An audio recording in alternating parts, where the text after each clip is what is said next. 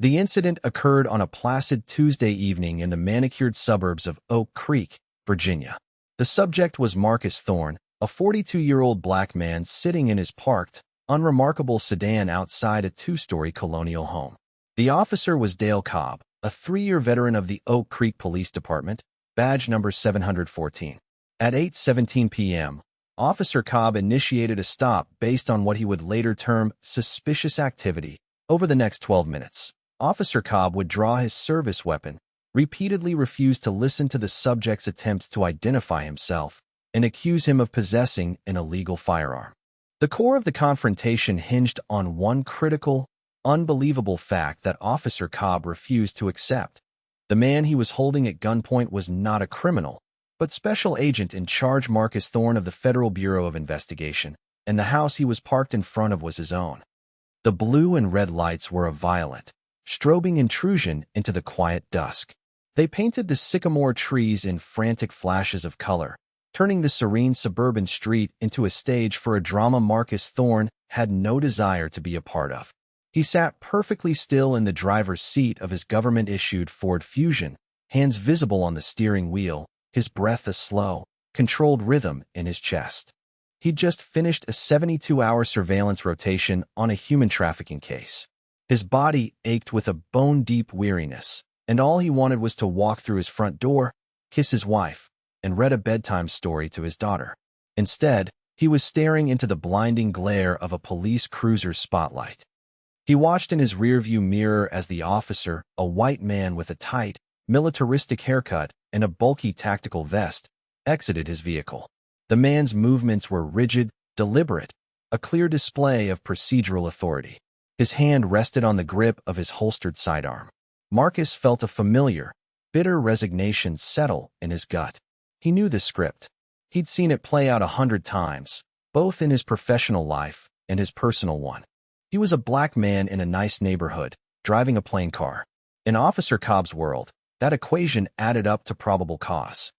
The officer approached the driver's side window, his flashlight beam dancing across the interior of the car before settling on Marcus's face. The light was painfully bright, forcing Marcus to squint. "Evening," the officer said, his voice flat and devoid of warmth. License and registration, it wasn't a request. Marcus kept his hands locked at 10 and 2. "Good evening, officer. May I ask why I've been stopped?" His voice was calm, measured, the product of years of training in de-escalation and interrogation. "Keep it level. Don't give him an excuse." The officer, whose name tag read Cobb, smirked. The expression didn't reach his eyes. "You were sitting in a running vehicle for over 10 minutes in a residential area. We've had a string of break-ins recently. I need to see your license and registration." "Now," Marcus nodded slowly. "Of course. My wallet is in the center console, and the registration is in the glove compartment. I'm going to reach for them now." "Slowly." "You do that," Cobb said, his hand still resting on his weapon.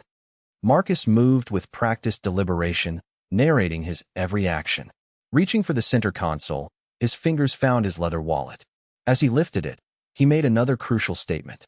"Officer, I need to inform you that I am a law enforcement officer, and I am armed. My service weapon is holstered on my right hip, concealed under my jacket." Cobb's entire posture shifted. His body went rigid, his hand snapping from a resting position to a firm, ready grip on his pistol. "Hey, what?" he barked, his voice suddenly sharp with suspicion.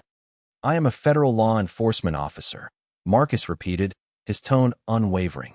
"My weapon is a department-issue SIG Sauer. My credentials are in my wallet with my driver's license." The smirk returned to Cobb's face, this time laced with open contempt.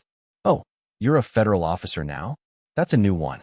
Everyone's a cop or a sovereign citizen these days." He took a half step back, creating distance. "Forget the wallet.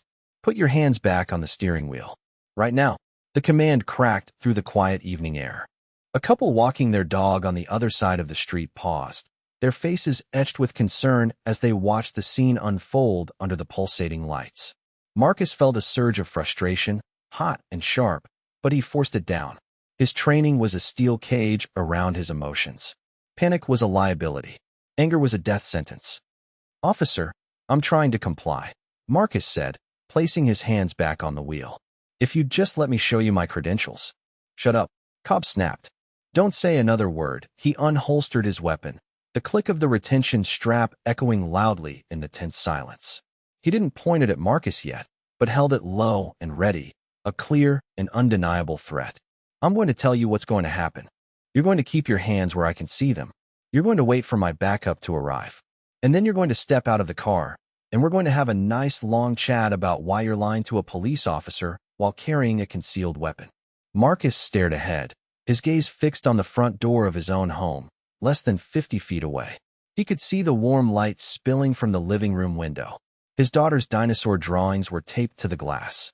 This was his sanctuary, the place where he wasn't Agent Thorne, the man who waded through the darkest parts of humanity. He was just Dad. And now, this man, this Officer Cobb, was turning his safe harbor into a crime scene. Officer Cobb, Marcus said, reading the name tag in the strobing light. You are making a serious mistake. The only mistake here is you thinking you can play me for a fool, Cobb retorted. He keyed his radio.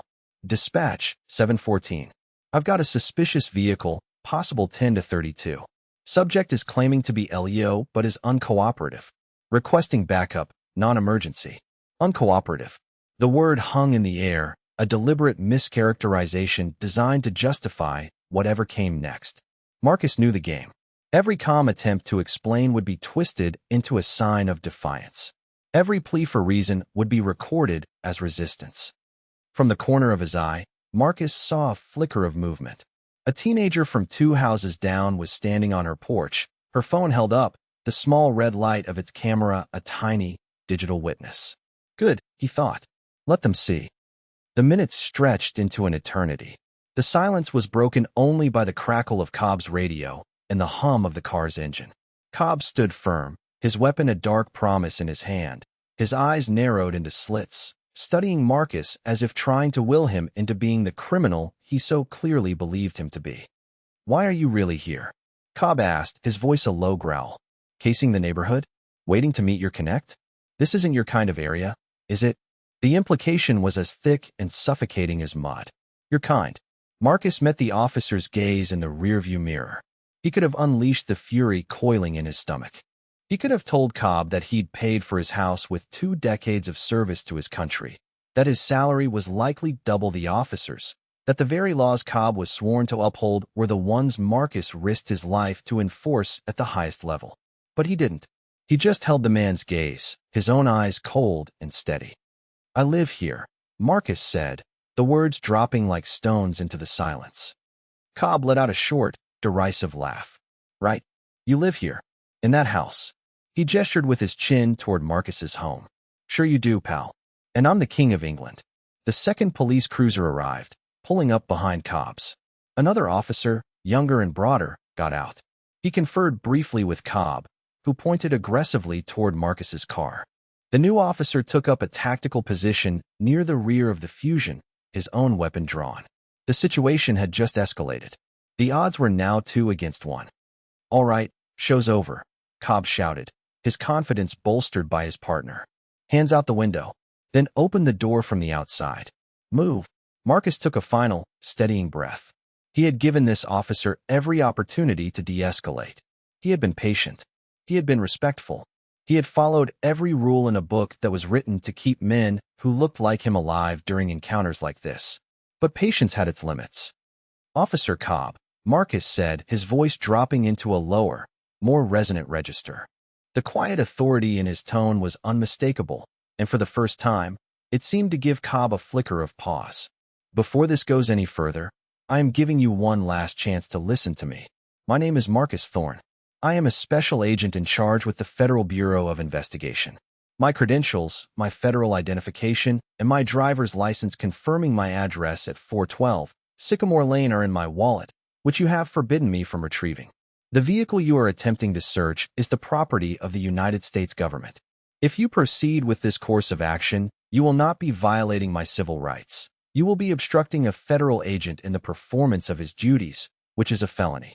I am advising you, as a fellow law enforcement professional, to stand down, call your supervisor, and allow me to identify myself properly.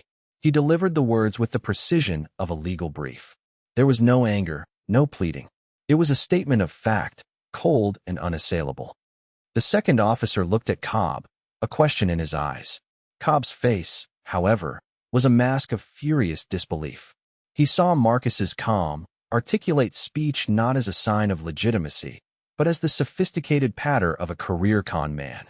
The very idea that this black man could hold such a high station was, to him, an absurdity. "You think big words are going to scare me?" Cobb spat, his face flushing with anger.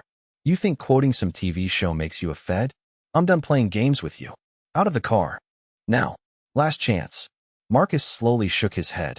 "So be it," he murmured, more to himself than to the officer. He raised his hands, put them out the window as instructed, and opened the door. "On your knees. Face away from me," Cobb commanded, advancing with his partner. As Marcus knelt on the asphalt of his own street, the rough surface digging into his pants, he felt the cold steel of handcuffs bite into his wrists. Cobb cinched them painfully tight. The humiliation was a physical thing, a burning heat that spread across his skin. He heard his front door open. "Daddy." The small voice cut through the tension like a blade. Marcus's heart fractured. He turned his head slightly to see his 7-year-old daughter, Maya, standing in the doorway, her face pale with confusion and fear. His wife, Sarah, was right behind her, her hand flying to her mouth in horror. "Marcus? Oh my God," Sarah cried, starting to run toward him. "Stay back, ma'am," Cobb's partner yelled, turning his weapon toward her. "Stay in the house."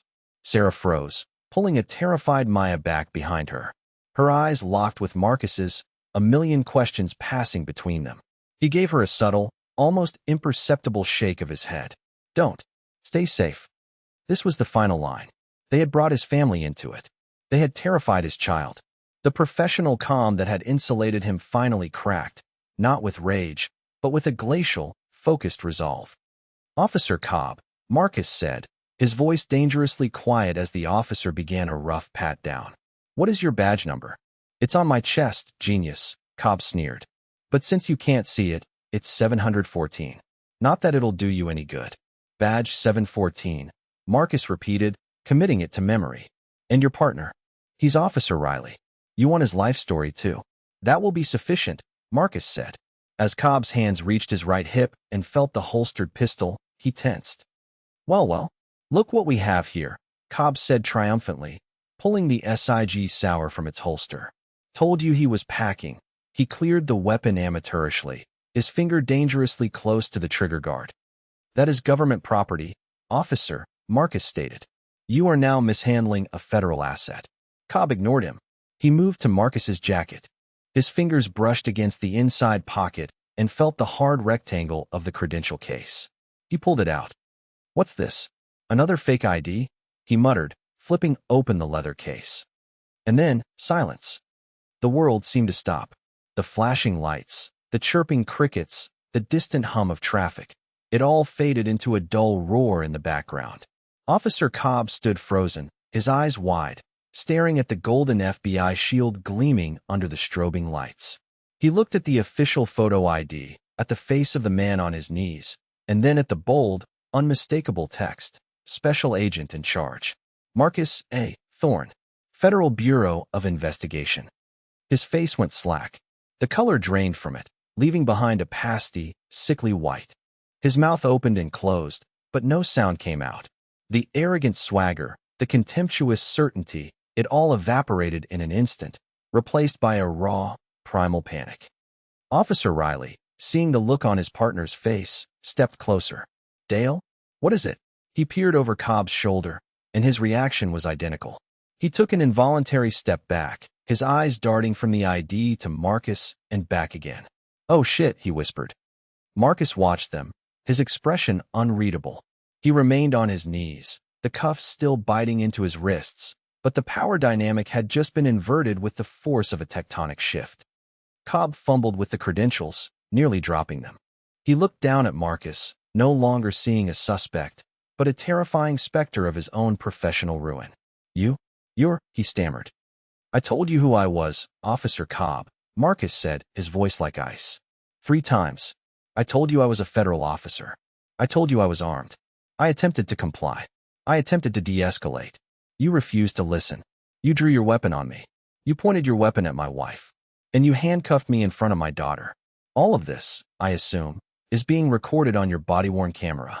Every word was a nail in the coffin of Cobb's career. The officer's hands were shaking now. He looked at the handcuffs on Marcus's wrists as if they were venomous snakes. I didn't. You have to understand, from my perspective, he began, his voice a pathetic whine. Your perspective is irrelevant. Marcus cut him off sharply. Procedure is not.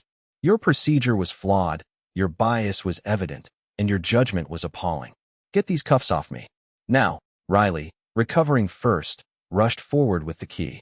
Jesus, Dale, get the cuffs off him, he hissed at his partner. Cobb, seemingly paralyzed, could only watch as Riley unlocked the handcuffs. Marcus rose slowly to his feet, rubbing his wrists. The red marks were a stark contrast against his dark skin. He held out his hand, and Cobb, after a moment's hesitation, placed the credentials and the service weapon back into it. Marcus holstered his weapon and placed his ID back in his pocket with a quiet finality. He turned to his wife, who was now standing on the lawn, her arms wrapped around their daughter. Sarah, honey, take Maya inside. It's okay. Everything is going to be fine. She nodded, her eyes filled with a mixture of relief and fury, and guided their still-shaken daughter back into the house. Once they were gone, Marcus turned his full attention back to the two officers. They looked like schoolboys caught cheating on a final exam. Officer Cobb, Marcus began, his voice now carrying the full weight of his authority. I want your supervising officer on this scene immediately, not in 10 minutes. Now, inform your dispatcher that you have an 11 to 99 officer in distress. Except the officer in distress is you. You will inform him that you have illegally detained a federal agent, and that special agent in charge Thorne requires his presence. Cobb swallowed hard, his Adam's apple bobbing. He reached for his radio with a trembling hand. Dispatch. 714. I need a supervisor at my location. Immediately. Is everything 10 to 4, 714? The dispatcher's voice crackled back. Cobb looked at Marcus, whose cold stare offered no escape. No. Cobb croaked into the radio. No, it is not. The 20 minutes it took for Sergeant Miller to arrive were the longest of Officer Cobb's life. He stood in silence, unable to look Marcus in the eye, while his partner, Riley, paced nervously nearby. The small crowd of neighbors had grown. Phones were out, recording everything. The teenager who had been filming from her porch was now joined by others. The silent, digital jury was in session. Sergeant Miller's cruiser pulled up without sirens, but its arrival was no less dramatic. Miller was a stout man in his 50s with graying hair and a weary face that suggested he'd seen it all. He stepped out of his car, his expression one of mild annoyance, which quickly morphed into deep concern as he took in the scene. Two of his officers looking terrified, a silent black man standing with an air of absolute command, and a small crowd of onlookers. What the hell is going on here, Cobb? Miller demanded, striding over. Before Cobb could formulate a response, Marcus stepped forward. Sergeant Miller? I'm Special Agent in Charge Marcus Thorne, FBI. He extended his hand, and Miller, after a brief, shocked pause, shook it. Sir, Miller said, his eyes flicking to Cobb. There seems to have been a misunderstanding. A misunderstanding, Sergeant? Marcus replied, his voice dangerously soft. Your officer, Officer Cobb, conducted a stop on me in my own driveway for no lawful reason. He refused to accept my identification as a law enforcement officer. He drew his weapon on me, disarmed me, and placed me in handcuffs in front of my family. He did all of this while making racially biased insinuations about my presence in this neighborhood. That is not a misunderstanding. That is a catastrophic failure of policing, a violation of my rights, and a profound embarrassment to your department. Miller's face paled.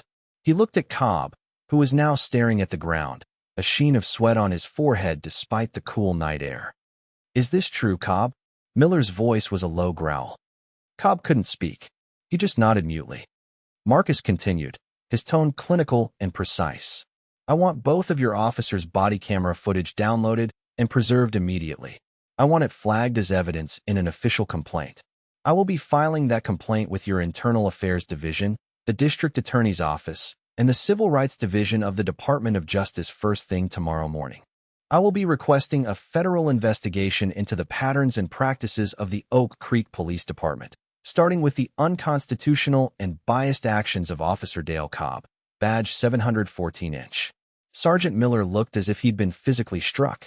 The words Department of Justice and Federal Investigation were a death knell for a small suburban police department. He knew, in that moment, that this was not something that could be smoothed over with an apology.